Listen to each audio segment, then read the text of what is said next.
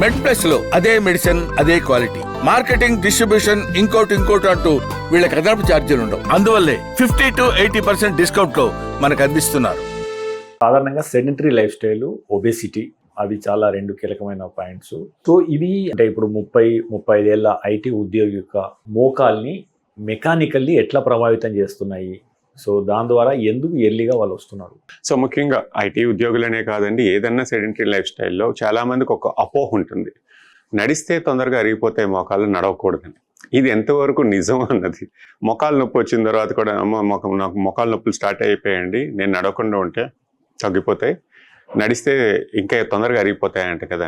ఎలా అపోహ అంటే జీవితం అన్నది నడవాలి, నడిస్తేనే ఆరోగ్యం అనుకో. మోకాళ్ళు ఒకటే ఆలోచిస్తున్నారు తప్ప శరీరానికి ఏంటి? మనిషి నడిస్తే మోకాళ్ళే కాదు, కండబలం, రక్త ప్రసరణ, గుండె, బ్రెయిన్ అన్నీ పనిచేస్తాయి. మనిషి నడవకపోతే ఒక మోకాళ్ళు ఒకటే ఆరోగ్యంగా ఉంటుందా అన్నదానికి ఎక్కడ సమాధానం లేదు. సో మోకాలు నొప్పులు వచ్చిన వాళ్ళు కూడా నడక అన్నది మానకూడదు. నడక మానేస్తే జీవితం ఆగిపోతుంది. సో అదొక మిత్ అంటాం, అపోహే. నడిస్తే మోకాళ్ళ నొప్పులు వచ్చిన తర్వాత తొందరగా అరిగిపోతాయి అన్నది చాలా అపోహ. నడిస్తేనే ఆరోగ్యంగా మెత్తబడకుండా ఉంటాయి.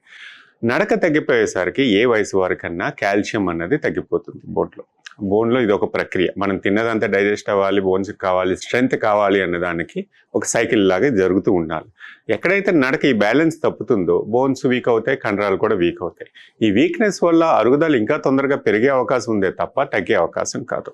యుక్త వయసులో వచ్చేది అంటే 30 yearsకి వీళ్ళకి ఏంటి, ఎప్పుడన్నా ఏదైనా దెబ్బ తగిలినప్పుడు కానీ, లిగమెంట్ కానీ, ఏదైనా ఫ్రాక్చర్ అని దాన్ని కరెక్ట్గా ట్రీట్ చేసుకోలేనప్పుడు కూడా మోకాలు నొప్పులు తొందరగా స్టార్ట్ అయ్యే అవకాశం ఉంది. దీనికి ఏంటంటే మెకానికల్ అలైన్మెంట్. మన మోకాళ్ళు కానీ అమరిక చూసుకున్నామంటే ఒక స్ట్రైట్ లైన్లో ఉంటాయి. ఆ యాంగిల్ ఎప్పుడైనా మారినప్పుడు ఏదైనా దెబ్బల వల్ల, లిగమెంట్ వల్ల, కుంటుతూ నడవటం వల్ల ఆ ఫోర్సెస్ అన్న డీవియేట్ అయ్యి తొందరగా వచ్చే అవకాశాలు కొంతమందికి ఉంటుంది, అందరికీ అని కాదు. సో ఏదైనా ఫ్రాక్చర్ అయినా అందుకే కరెక్ట్గా ట్రీట్ చేసుకోవాలి. ఆ అలైన్మెంట్ను ప్రక్రియ కరెక్ట్గా తీసుకురావడానికి. ఏదైనా లిగ్మెంట్ ఇంజరీ ఉన్నా మోకాల్లో దాన్ని ఎక్కువ కాలం సతాయించకుండా ఉండాలి. ఎందుకంటే దానివల్ల ప్రభావితమై వేరే లిగ్మెంట్ కూడా డ్యామేజ్ అయ్యి నడకలో మార్పుల వల్ల ఆర్థరైటిస్ వచ్చే అవకాశాలు కూడా తొందరగా ఉన్నాయి. 30 సంవత్సరాలకి ఏంటంటే సెడెంటరీ లైఫ్ స్టైల్. అందరూ నేను ఆఫీస్లో యాక్టివ్గా ఉంటానండి, నేను ఇంట్లో క్షణం తిరిగిలేదు, నేను అటు ఇటు తిరుగుతూనే ఉంటాను, అయినా నా మోకాలు నొప్పులు వచ్చాయి అంటారు చాలామంది. దీనికి ఏంటంటే కండరాల బలహీనత వల్ల వచ్చే మోకాలు నొప్పులు వాళ్ళు అరుగుదల అనుకుంటారు. అది కూడా కాదు. కొంతమందికి సౌండ్స్ వస్తూ ఉంటాయి కూర్చొని లేచేటప్పుడు, టక్ టక్ అని, అమ్మో నా మోకాళ్ళు అరిగిపోయి అన్న భయంతో వచ్చే వాళ్ళు చాలామంది ఉంటారు. ప్రతి మోకాలు నొప్పి అరుగుదలనే కాదు, ప్రతి వయసు వారికి రకరకాల ప్రాబ్లమ్స్ ఉంటాయి. లిగమెంట్ ఇంజరీస్ అవ్వచ్చు, మెనిస్కస్ అంటాం, లేకపోతే వేరే ఆర్థరైటిస్ అన్నది ఒక మలి వయసు. అన్లెస్ కొంతమందికి రుమటాయిడ్ ఆర్థరైటిస్ కానీ, ఏదో స్కిన్ డిసీజ్ వల్ల, వేరే ఇతరత్ర ప్రాబ్లమ్స్ వల్ల వచ్చే ఆర్థరైటిస్లు కొంతమందికి జన్యుపరంగా ఎర్లీగా వచ్చే అవకాశాలు ఉంటాయి తప్ప అందరికీ కాదు. ప్రతి మోకాలు నొప్పి ఇది కాదు. సో నేను కాపాడుకోవాలంటే యాక్టివిటీ తప్ప ఇదేం లేదు. సక్రమంగా యాక్టివిటీ చేయటం, మీకు నచ్చింది యోగా చేయడం, డ్యాన్స్ చేయాలనుకున్నా, ఏం చేయాలన్నా కండరాలు మళ్ళీ ఇంజురీ అయినప్పుడు దానికి కొంత సమయం రెస్ట్ ఇవ్వాలి, కోలుకునే టైం ఇవ్వాలి.